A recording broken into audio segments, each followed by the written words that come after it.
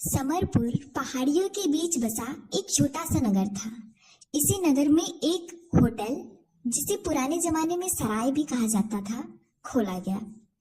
सराय का मालिक बहुत गरीब था, इसलिए उसने सराय के सामान जैसे कुर्सी, मेज, दरी, रजाई आदि एक कबाड़ी की दुकान से खरीदा था।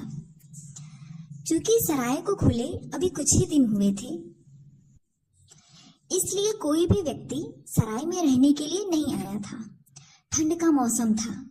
सराय का मालिक सराय के अंदर बैठे यही सोच रहा था कि काश आज कोई मुसाफिर उसके सराय में ठहरने के लिए आ जाए। रात के लगभग 9 बजे थे। सराय के मालिक को दरवाजे पर कोई आहट सुनाई दी। उसने देखा कि दरवाजे पर एक व्यापारी सूट बूट पहने खड़ा था। जैसे ही व्यापारी ने सराय के अंदर कदम रखा, सराय का मालिक खुशी से चिल्लाया, अंदर आइए महोदय, आपका स्वागत है। व्यापारी सराय में अंदर आ गया। सराय के मालिक ने व्यापारी का स्वागत किया। व्यापारी ने सराय के मालिक से पूछा, क्या रात भर ठहरने के लिए आपके यहाँ कोई कमरा खाली है? सराय के मालिक ने व्यापारी को सराय का एक कमरा दिखाया। व्यापारी को वो कमरा बहुत पसंद आया। अपना मनपसंद भोजन करने के बाद व्यापारी बिस्तर पर जाकर लेट गया। अभी उसके सोए कुछ ही समय हुए होंगे कि उसी कमरे में 2 आवाजें सुनाई दी, जिस कारण उसकी नींद खुल गई। ये 2 आवाजें छोटे बच्चों की थी।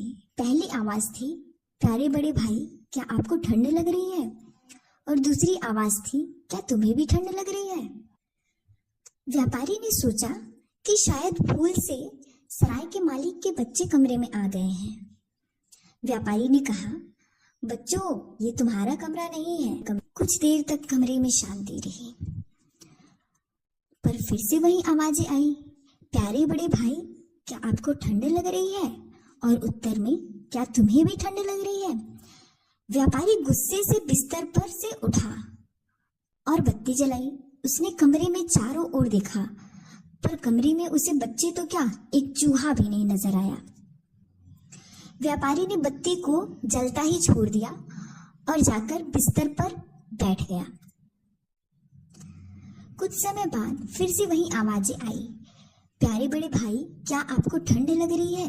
और उत्तर में, क्या तुम्हें भी ठंड लग रही है? ये आवाजें एक रजाई में से आ रही थी।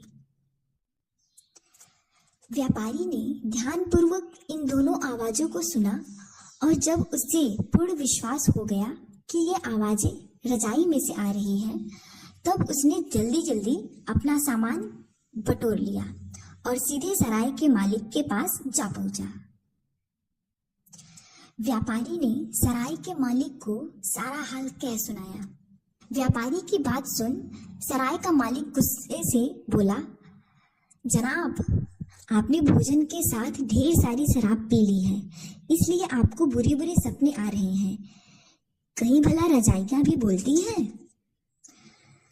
व्यापारी ने उत्तर दिया, देखिए, आपके रजाई में से आवाज आती है और आपने मुझसे बुरा बर्ताव किया, इसलिए मैं यहाँ एक पल के लिए भी नहीं रुकूंगा।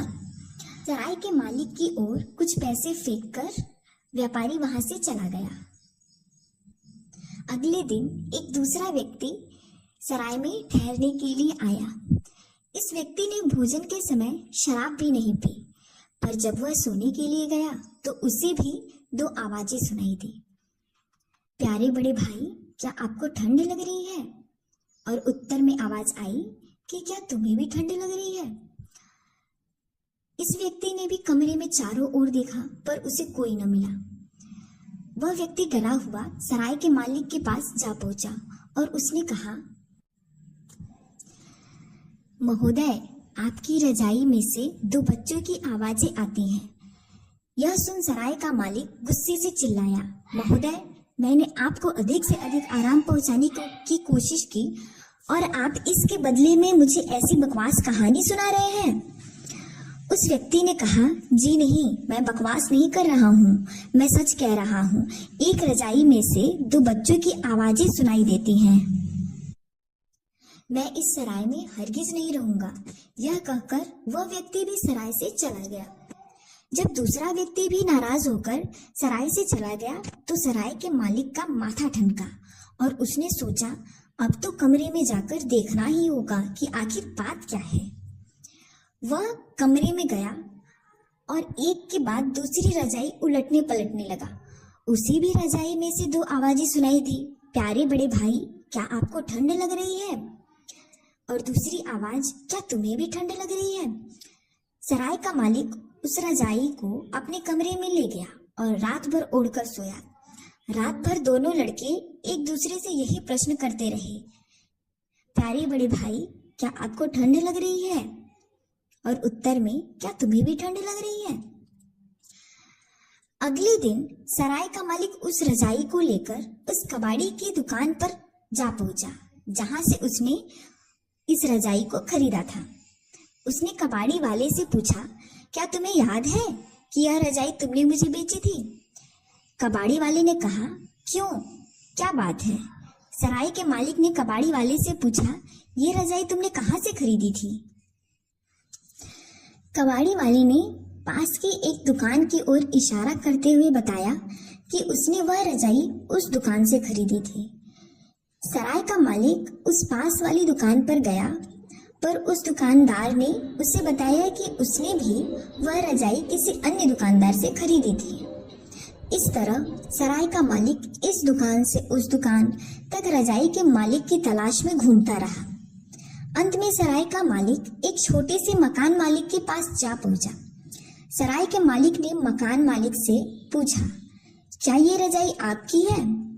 तब मकान मालिक ने बताया कि यह रजाई उसने अपने एक किराएदार से किराए के रूप में वसूल करके बेची थी। इस किराएदार के परिवार में 4 सदस्य थे, एक गरीब माँ बाप और उनके 2 छोटे बच्चे। पिता की आय बहुत कम थी। एक बार जाड़े के मौसम में पिता ठंड खाकर बीमार पड़ गया। 1 सप्ताह तक पीड़ा सहन करने के बाद वह चल बसा। बच्चों की माँ इस सदमे को बर्दाश्त नहीं कर पाई और उसकी भी मृत्यु हो गई। अब दोनों भाई घर में बिल्कुल अकेले रह गए थे। बड़े भाई की उम्र 8 वर्ष थी और छोटे की लगभग 6 वर्ष थी। दोनों भाइयों का कोई मित्र न था जो इस विपत्ति में उनकी सहायता करता। दोनों भाइयों के पास खाने के लिए कुछ भी नहीं था। भोजन जुटाने के लिए उन्होंने एक के बाद एक घर की वस्तुओं को बेचना आरंभ कर दिया।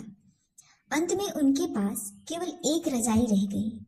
बर्फ बहुत तेज पड़ने लगी थी। दोनों भाई एक दूसरे से सटकर रजाई ओढ़कर लेट गए। छोटे भाई ने बड़े भाई से पूछा, प्यारे बड़े भाई, क्या आपको ठंड लग रही है? तब बड़े भाई ने कहा, क्या तुम्हें भी ठंड लग रही है? ये आवाजें रजाई में भरी रुई से होकर गुजरी और जादू से उसी में रह गई। तभी मकान का मालिक मकान का किराया लेने आ पहुंचा। कुछ देर तक मकान मालिक चौरी चढ़ाकर कमरे में इधर से उधर घूमता रहा। फिर उसने लड़कों को जगाकर कहा, मकान का किराया लाओ। बड़े लड़के ने कहा, महोदय, हमारे पास इस रजाई के अतिरिक्त और कुछ भी नहीं है। यह सुनकर मकान मालिक गुस्से से चिल्लाया, मैं कुछ नहीं जानता, या तो मकान खाली कर दो या मकान का किराया लाओ। इतना कह मकान मालिक ने बच्चों की रजाई को छीन लिया और बोला, अभी मैं इस रजाई को किराए के रूप में रख लेता हूँ। यह सुनते ही दोनों भाई थर-थर कांपने लगे और बोले, महोदय, बाहर बहुत ठंड पड़ रही है और हवा भी चल रही है। हम बिना रजाई के कैसे रहेंगे? इतने में मकान मालिक जोर से चिल्लाया, बकवास मत करो, यहाँ से रफो चक्कर हो जाओ। अंत में दोनों भाइयों को घर से निकलना ही पड़ा। दोनों भाइयों ने केवल एक एक पतली कमीज और घुटने तक की पैंट पहन रखी थी। बाकी के सारे कपड़े भोजन खरीदने में बिक चुके थे। रात के लगभग 9 बज रहे थे। हवाएं जोरों की चल रही थी और बर्फ भी पड़ रहा था। दोनों भाई आंखों में आंसू लिए घर से बाहर निकल गए और उसी मकान के पीछे जा पहुंचे। वहां जाकर वे दोनों एक दूसरे से सटकर बर्फ से ढकी सड़क पर लेट गए। उनके ऊपर बर्फ की तहे जमती चली गई। अब उनकी चेतना शून्य हो चुकी थी। उन्हें कुछ भी महसूस नहीं हो रहा था, न ही उन्हें ठंड लग रही थी, क्योंकि वे सदा सदा के लिए सो गए थे। अगली सुबह एक व्यक्ति उसी रास्ते से जा रहा था। अचानक उसकी नजर उन दोनों बच्चों की बर्फ से ढकी शरीर की ओर पड़ी। वो आदमी उनके पास गया। उनके मृत शरीर को देखकर वो आदमी दुख से रो पड़ा और उन दोनों को उठाकर दया की देवी के मंदिर में ले गया। कहा जाता है कि दया की देवी स्वर्ग में रहना पसंद नहीं करती। वे यही धरती पर रहती हैं और अपने हजारों हाथों से उन लाखों गरीब आत्माओं को जो संसार में दुख, बीमारी जैसी अनेकों विपत्तियों को सहन कर रही हैं, की सहायता करती हैं। दोनों भाइयों को दया की देवी के मंदिर के एक कोने में दफना दिया गया। एक दिन जब सराय का मालिक इस मंदिर में आया और उसने मंदिर के पुजारी और वहां पर उपस्थित अन्य लोगों को रजाई में से आने वाली दर्द भरी आवाजों के बारे में बताया, तो वहां पर उपस्थित सभी लोगों के हृदय इस कहानी को सुनकर दया, करुणा और पश्चाताप से भर गया। वे सभी इन दोनों बच्चों की अकाल मृत्यु से बहुत दुखी हुए। सराय के मालिक ने वह रजाई पुजारी को दे दी। अब रजाई में से आवाजों का आना भी बंद हो गया था, क्योंकि उन दोनों भाइयों ने अपना संदेश लोगों तक पहुंचा दिया था। और वो संदेश यह था कि हम सभी को जरूरतमंदों की सहायता करनी चाहिए और उनके प्रति अपने मन में दया का भाव रखना चाहिए, ताकि फिर से कभी किसी व्यक्ति की भूख, प्यास, धूप या ठंड से मृत्यु न हो।